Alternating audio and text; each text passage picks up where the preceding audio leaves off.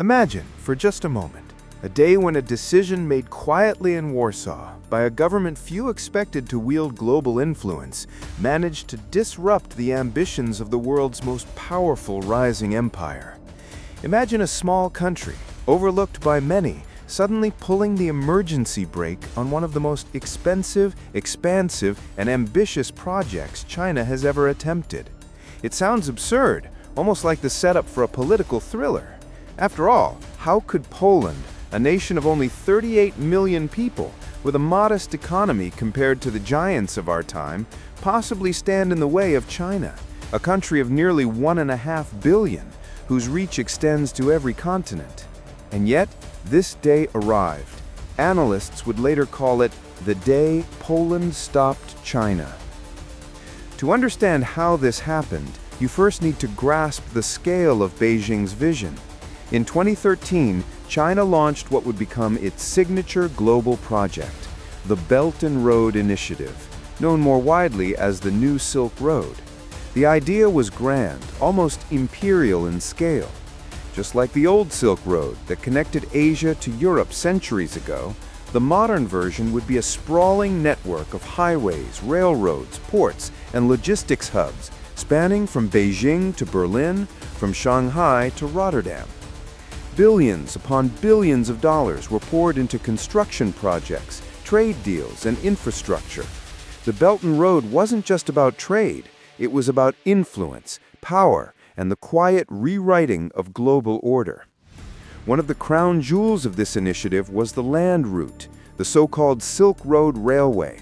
Cargo trains would leave Chinese industrial hubs, travel across Central Asia, cut through Russia, pass into Belarus, and then, before reaching the markets of Western Europe, they had to cross a single crucial territory: Poland. Warsaw became, almost by default, the gateway through which Chinese goods flowed into the European Union. Electronics, clothing, machinery, and raw materials, much of it passed through Polish territory before being distributed across Germany, France, and beyond. For years, this system seemed unstoppable. Thousands of trains made the journey annually, carrying billions of euros worth of goods. To China, it was a symbol of efficiency, a living showcase of its global vision. To European businesses, it was a lifeline, shortening delivery times dramatically compared to maritime routes. And to Poland, it was business. Freight services, jobs, logistics hubs springing up along the way. Everything worked, until it didn't. Because in geopolitics, no arrangement lasts forever. The war in Ukraine, rising tensions between Russia and the West, and Poland's role as a NATO frontline state created a storm that Beijing had not anticipated. Suddenly, Warsaw wasn't just a waypoint on a map. It was a player with leverage. And leverage, once recognized, is rarely ignored. The decision didn't come with fiery speeches or loud declarations. There was no dramatic announcement from Warsaw proclaiming a blockade of China. Instead, it began quietly. Trains that once passed smoothly into Polish territory started facing delays. Inspections grew stricter. Bureaucratic hurdles multiplied. Containers piled up at border crossings, waiting for clearance that never seemed to come fast enough. What looked like technicalities began to feel like something else entirely. To Beijing's shock, the great railway artery carrying billions in trade had developed a clot, and the clot had a name: Poland. Almost overnight, the consequences spread. German companies awaiting shipments of Chinese goods grew frustrated. French retailers complained of shortages. Chinese manufacturers who had promised fast delivery to their European partners suddenly found themselves apologizing for delays. The logistical miracle of the New Silk Road was breaking down, and in Beijing, the realization began to sink in. An empire of 25 billion euros in infrastructure investment could be slowed, even stopped, by the decisions of a single government in Warsaw. Why would Poland do this? Why risk the economic benefits of trade, the efficiency of logistics, the trust of European partners? The answer lies not in economics, but in power. Poland understood something China had underestimated.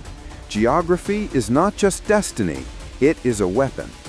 Situated between east and west, between Moscow and Brussels, Warsaw held a key that neither side could afford to overlook.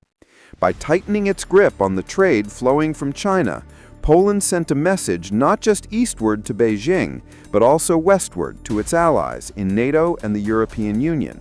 You cannot ignore Warsaw. Not anymore. This was not just about trade, it was about asserting sovereignty in a world dominated by giants. For years, Poland had been cast as a secondary player, a state caught between larger powers, a NATO outpost, an EU member often clashing with Brussels, but rarely shaping global debates. Now, with one move, it proved that even a medium-sized country could hold global commerce hostage, and, in doing so, demand respect. The Chinese reaction was telling. Officially, Beijing downplayed the disruption. State media spoke of technical difficulties, paperwork issues, and the complexities of cross-border logistics. But inside government halls, the message was clear. Vulnerability had been exposed. The very project that was meant to demonstrate Chinese dominance now highlighted Chinese weakness. The Belt and Road, with all its ambition, was dependent on a single choke point, and that choke point was not controlled by China, it was controlled by Poland. The timing could not have been worse for Beijing. Already grappling with slowing global demand, recovering from the shocks of the pandemic, and facing intensifying rivalry with Washington, China found itself squeezed from an unexpected direction. Poland was not Moscow, with whom China shared a fragile but useful partnership. It was not Brussels, with whom Beijing negotiated carefully. It was Warsaw, a capital often underestimated, now flexing its muscles on the global stage. For Poland, the payoff was immediate. Suddenly, its voice carried more weight in European debates. Within NATO, it positioned itself as not just a military bulwark against Russia, but an economic gatekeeper against China. Washington noticed, Brussels noticed, even Moscow noticed. A single decision in Warsaw had rippled through the world's two most powerful capitals, Beijing and Washington, and reminded everyone that choke points matter. The climax of this drama is not just the delays, the headlines, or the angry statements from frustrated businesses. The climax is what it revealed about the future. In a globalized world, we like to imagine smooth flows of trade, open borders, and uninterrupted connectivity. But the truth is, every system has weak spots. Every empire has soft pressure points.